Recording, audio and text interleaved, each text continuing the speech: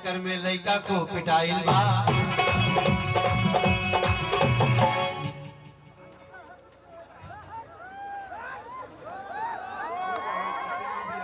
लड़की के हो पहला प्रेमी पुलिस लेके आइल बा। ऊपर वाले के चक्कर में लड़का को पिटाइल बा। लड़की के हो पहला प्रेमी पुलिस लेके आइल बा। लड़का रोवत बाटे बांका बाजार में, झूठे हम फांस गए गोरी के प्यार में। अरे काहे के कहली I love you Sanwariya, police उखाड़ी अब हमारी बवरिया। काहे के कहली I love you Sanwariya, police उखाड़ी अब हमारी बवरिया। अरे माई बाबू जोन कहे यही से ठीक कहाइल बा। भाग्य ठोकर खैले बिना कहाँ केहू के बुद्धि आइल बा। खेले बिना कहाँ के होके बुद्धि आइल बा। भाई बाबू जौन कहे यही से ठीक आइल बा। कान पकड़ ले पाठ पढ़ ले बाबूजी के ऊ जाके गोड़ पकड़ ले। अब ना मिलाई कौन हो लेकिन से नजरिया, कितना हो कहीं आई लव यू सांवरिया। अब ना मिलाई कौन हो लेकिन से नजरिया, कितना हो कहीं आई लव यू सांवरिया। अरे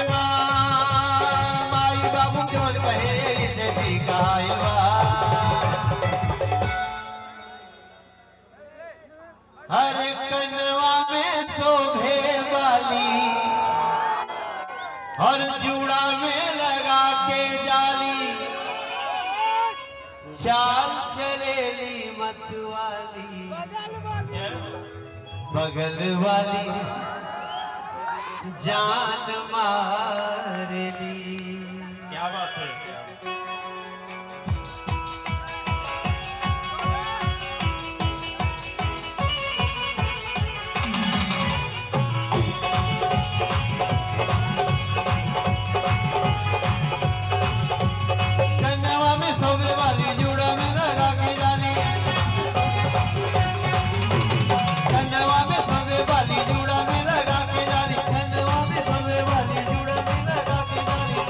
चलेली मतवाली बगल वाली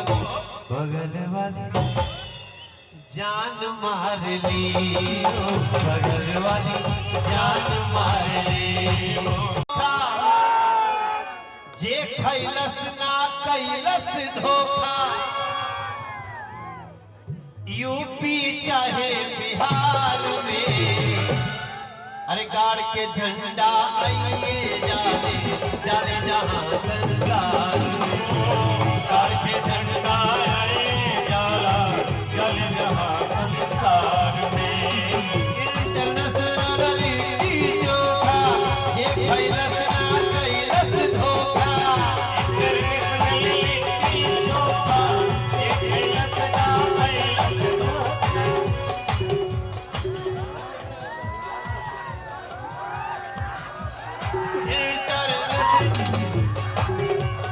अच्छा आप लोग भी आए हो, वाह।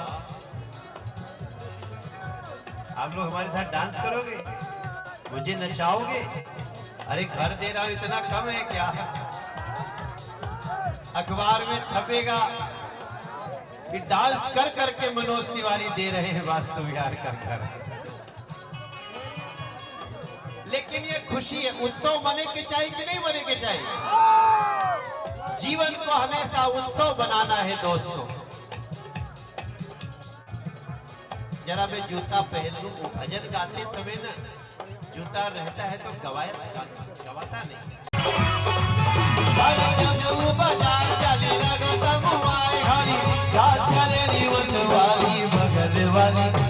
बगल वाली अब ठीक बजा रहे हो। Thank you. अब इन लोग के लिए ताली बजा दो। Thank you so much. देखो जीवन में गलती तो कोई भी कर सकता। अभी थोड़ा पेमेंट बढ़ा देना।